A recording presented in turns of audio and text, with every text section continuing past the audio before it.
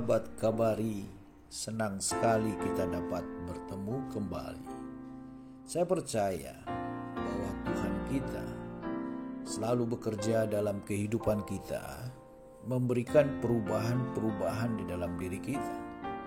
Perubahan-perubahan yang dikerjakannya adalah perubahan-perubahan yang membuat kita semakin lebih baik lagi dan semakin hidup di dalam kebenaran. Sahabat kabar yang dikasihi Tuhan, pada hari ini renungan kita tentang orang jahat.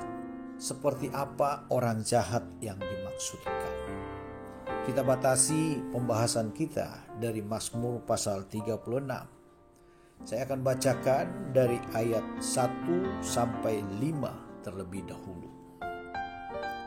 Ayat 1, untuk pemimpin biduan dari hamba Tuhan dari Daud.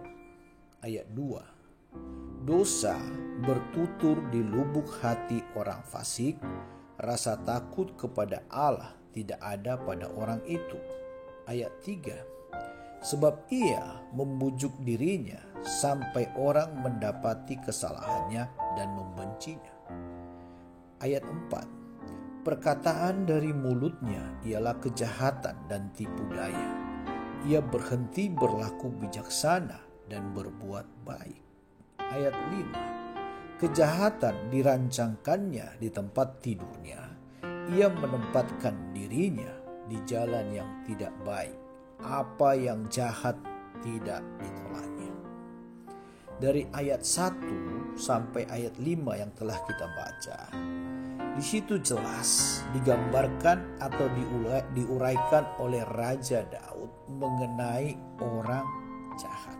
Dimulai dari dalam hatinya, dari lubuk hatinya, bahwa orang jahat itu sudah merancangkan kejahatan dari dalam dirinya. Dan di dalam hatinya itu sudah tidak ada takut kepada Allah, bahkan juga takut kepada orang lain. Bahkan dari dalam dirinya, dia sudah merancangkan, membujuk dirinya sendiri untuk melakukan kesalahan, sehingga orang membencinya. Selain dari dalam lubuk hatinya, dari perkataannya keluar kejahatan dan tipu daya. Dan dia berhenti untuk melakukan hal-hal yang bijak dan untuk melakukan hal-hal yang baik.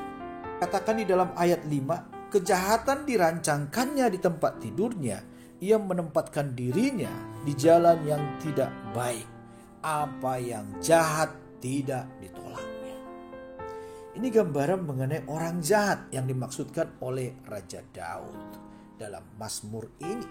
Dan kalau kita melihat seolah-olah orang jahat ini merasa aman-aman saja. Tetapi indahnya dalam Mazmur pasal 36 ini, Raja Daud mengunci dan menjelaskan mengenai akhir hidup daripada orang jahat. Apa yang terjadi kepada orang jahat? Dikatakan dalam ayat 13 dari Mazmur pasal 36, lihat, orang-orang yang melakukan kejahatan itu jatuh. Mereka dibanting dan tidak dapat bangun lagi. Hari ini kita belajar mengenai orang jahat. Kita sudah melihat bagaimana orang jahat itu dan bagaimana akhir daripada orang jahat. Mari kita datang kepada Tuhan dan kita membuka hati kita supaya Tuhan mengerjakan kebaikan demi kebaikan dan hidup yang lebih benar lagi Tuhan kerjakan di dalam diri kita masing-masing. Mari kita berdoa. Bapa di surga, kami percaya Engkau Tuhan kami yang luar biasa, Allah yang sangat mengasihi kami. Kami menyerahkan hidup kami kepadamu Tuhan supaya Tuhan mengerjakan. Ubah hidup kami menjadi lebih baik, lebih benar lagi, dan lebih berkenan di hadapan-Mu. Pakai kami semuanya sebagai alat-Mu untuk menyatakan kemuliaan-Mu dan untuk menjadi berkat bagi banyak orang. Terima kasih Bapa, biar Kau sempurnakan apa yang menjadi rancangan-Mu dalam kehidupan kami semuanya. Di dalam nama Tuhan Yesus, haleluya.